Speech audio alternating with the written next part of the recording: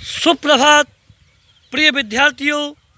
आज मैं कक्षा 12 के विद्यार्थियों को हिंदी अंतरा प्रथम पाठ के कवि जयशंकर प्रसाद जी का सामान्य जीवन परिचय बताने जा रहा हूँ।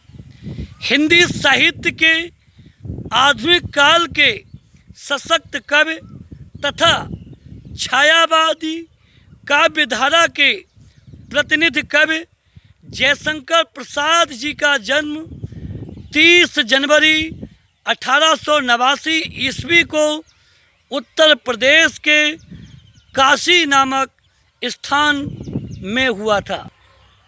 इनके पिता का नाम देवी प्रसाद साहू था, जो तम्बाकू का व्यापार करते थे। इसी कारण इन्हें लोग सुंघनी साहू के नाम से भी पुकारा करते थे। प्रसाद जी का जन्म एक संपन्न परिवार में हुआ था, लेकिन कहते हैं कि समय को जो मंजूर होता है वो वही करता है। काल चक्र को बदलते देर नहीं लगती है। जयशंकर प्रसाद का परिवार जो भरा फूला था, लेकिन कुछ ही दिनों के बाद ऐसी मुसीबत आई कि जब जयशंकर प्रसाद जी की उम्र मात्र 12 वर्ष की थी, तभी इनके पिता का देहांत हो गया। 2 वर्षों के उपरांत इनकी माता का भी देहांत हो गया, और जब ये केवल 17 वर्ष के थे, तभी इनके बड़े भाई का भी देहांत हो गया, जिसके कारण जो घर अभी तक संपन्न था वो धीरे धीरे गरीब होने लगा, जिसके फलस्वरूप जयशंकर प्रसाद जी स्कूल में केवल कक्षा 8 तक ही शिक्षा अर्जित कर सके। इनकी प्रारंभिक शिक्षा बनारस के क्वींस कॉलेज में हुई, लेकिन आर्थिक स्थिति अच्छी न होने के कारण ये कक्षा 8 के बाद आगे की पढ़ाई नहीं कर सके। उसके बाद इन्होंने घर पर रहकर ही स्वयं हिंदी, उर्दू, पारसी, संस्कृत आदि भाषाओं का ज्ञान अर्जित किया। जयशंकर प्रसाद जी बाल्यावस्था से ही कविता के प्रति पूर्ण रूप से समर्पित रहे हैं। जब इनकी उम्र मात्र 9 वर्ष की थी, तभी इन्होंने कलाधर के नाम से कविताओं को लिखना प्रारंभ कर दिया था।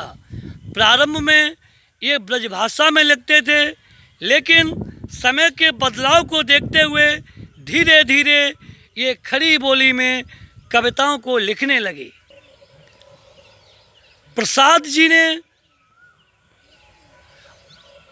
जी ने अपनी कविता में प्रकृति का सूक्ष्म चित्रण किया है तथा देश प्रेम की भावना को भी समाहित किया है। इसके साथ साथ अन्य रहस्यवादी कवियों की बात इनके काव्य में भी रहस्यवाद की प्रधानता दिखाई दे रही है। प्रकृति का मानवीकरण भी इनकी कविता में प्रचुर मात्रा में दिखाई देता है। इनकी कविताओं को देखकर ये कहा जा सकता है कि जयशंकर प्रसाद भी कालिदास और तुलसीदास की परंपरा के कवि हैं। इस महान साहित्यकार कवि का देहांत 49 वर्ष की अल्पायु में ही हो गया, अर्थात 1937 ईस्वी को हिंदी साहित्य का ये महान साहित्यकार इस दुनिया को छोड़कर हमसे दूर चला गया। जयशंकर प्रसाद जी ने हिंदी साहित्य में गद्य और पद्य दोनों विधाओं में अपनी लेखनी समान रूप से चलाई है। इन्होंने गद्य में भी लिखा है और पद्य में भी लिखा है। इनकी रचनाएं इस प्रकार से हैं। इनकी पद्य की रचनाओं में आंसू, झरना, लहर और कामायनी आदि प्रमुख हैं। कामायनी को आधुनिक हिंदी का एक प्रमुख ग्रंथ माना जाता है। इसके साथ साथ इन्होंने हिंदी गद्य में भी लिखा है, जिसमें एकांकी है एक घूंट। इस एकांकी को हिंदी साहित्य की प्रथम एकांकी माना जाता है। एकांकी के साथ साथ इन्होंने कहानियाँ भी लिखी हैं। इन कहानियों में इंद्रजाल, आकाशदीप और आंधी आदि प्रमुख हैं। इन्होंने नाटक भी लिखे हैं, चंद्रगुप्त, स्कंदगुप्त, ध्रुव स्वामिनी आदि प्रमुख नाटक हैं। तितली, कंकाल और इरावती इनके प्रमुख उपन्यास हैं।